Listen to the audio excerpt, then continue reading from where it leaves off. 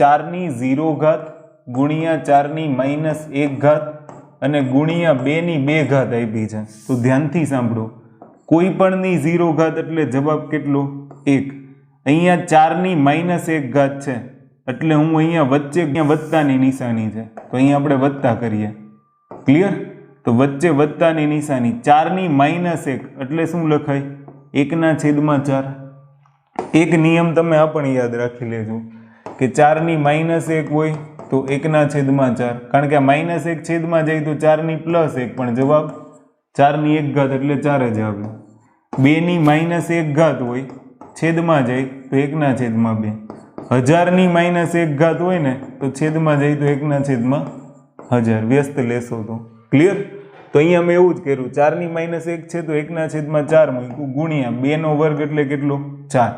હવે અહીંયા એલસીએમ આવશે, 4 એકા 4, 4 ને 1 5. એલસીએમ જેવું તમને કંઈ નથી ખબર તો શું કરવાનું કે છેદ સરખો કરવાનો. અહીંયા છેદમાં 4 નથી, 4 વડે છેદમાં ગુણું, 4 વડે અંશમાં ગુણવાનું. 4 એકા 4, છેદ સરખો થઈ જાય ને પછી અંશમાં સરવાળો બાદબાકી થાય. Clear? Divided by 4, multiply by 4, 4 4 cancel, 4 ને 1 5. તો જવાબ કેટલો આવશે? 5.